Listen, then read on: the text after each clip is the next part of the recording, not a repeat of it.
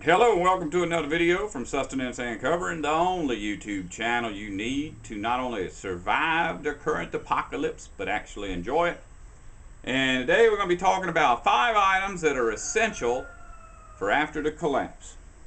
Now, I want to try to explain as quickly as possible what I'm talking about. When I'm talking about the collapse, it's my vision of the collapse. And my vision may not be the same as everybody else's vision. I am not bugging out. Maybe one day I'll do a video about why, but I just want you to know my opinion on that is it's extremely bad to bug out. Bugging out is what people who are not preppers and survivalists do. I'm not saying that it's not a viable option. You may have no other options, especially if you live in a city, in a skyscraper or something. But I'm not bugging out. I live here. This is city limits. We're in the city, but we've got 250 acres of wasteland that I plan on acquiring my food from. So, that being said, first item, not a 22, not a 30-06, not a deer rifle by any means, but an air gun. I'm holding this up for demonstration purposes, but I highly recommend that you do not get this. That is like a Walmart air gun.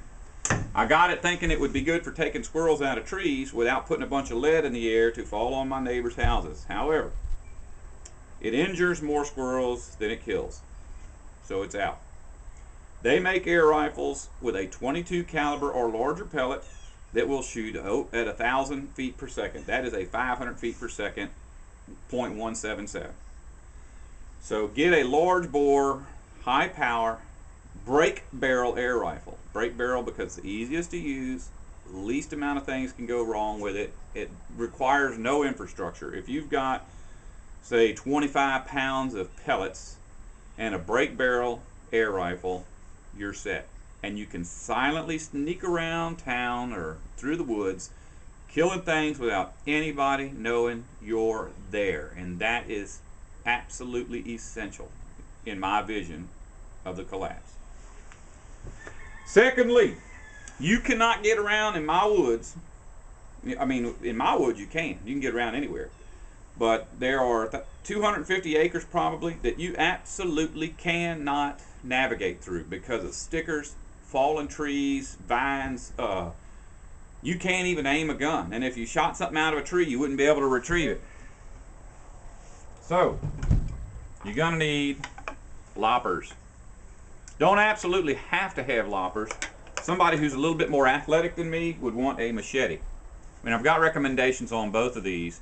This machete is the best machete I've had. I've had $50 machetes. I've had $1 machetes. This is about a $6 machete from Harbor Freight Tool. Chinese junk.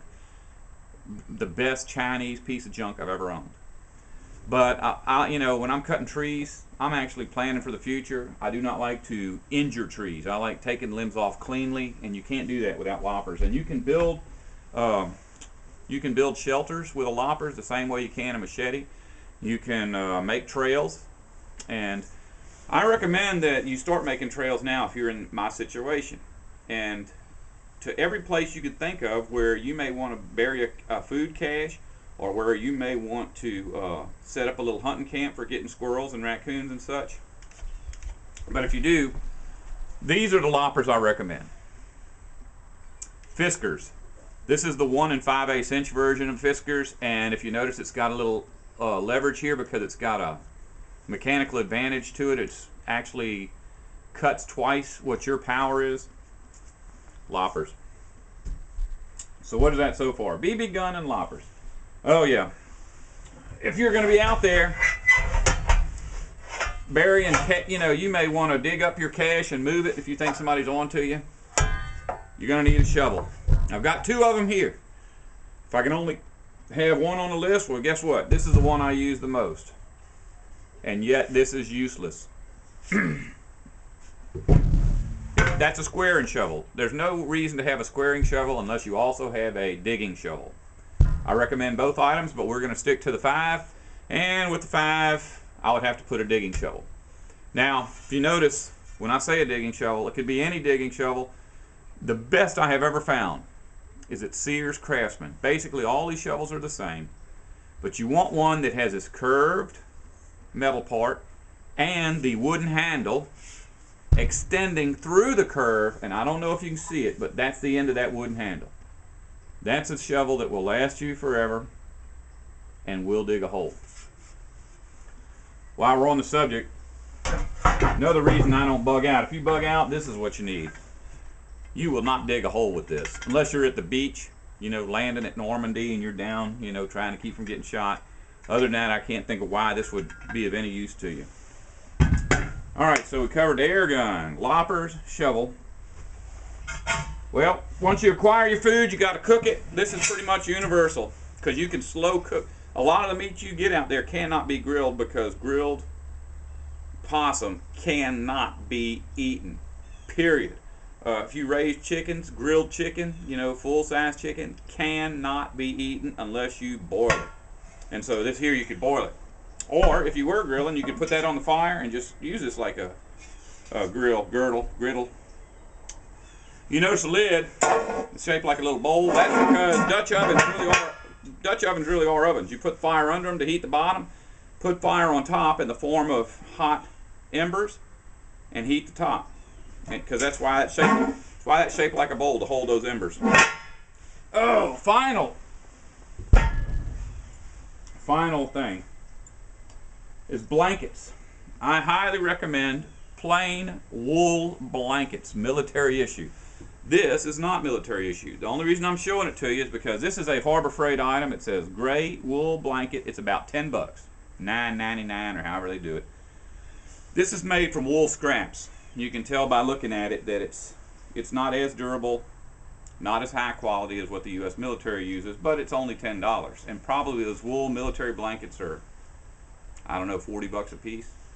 But not to you. To you, the general public, these are military blankets. You can get these for $20 at the Army Surplus store, or how I got them was $3 a piece at the salvage stores.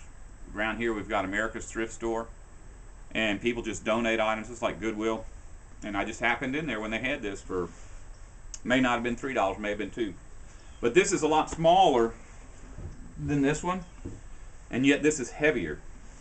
This is high quality wool strands, full wool strands. It's not made from scraps. In fact, you may find them looking like this. This is another one. I'm thinking this is Navy, U.S. Navy issue, and this was like $2 or $3. Now, honestly, if I was to recommend blankets, I would have to recommend getting hundreds of blankets. The more blankets, the better. In the summer, you can get by. In the winter, if you are not warm when you're sleeping, you will not be able to function the next day. After the collapse is a time when you have to function. So that's it. A high-powered air rifle. The means to clear you out some hunting spots, whether it be a machete or loppers. I recommend the loppers for anybody like me. A shovel just so you can bury things, including yourself. And a Dutch oven. That would be my 5 items. Now initially I brought this in. This ain't on the list. But a lot of these items, including the Dutch oven, you know, the shovel, the loppers, cannot be used very well without these. You can get by, but you're going to get blisters pretty quick. And so, it's not on my list. But leather gloves, it's not on the list. Get them anyway.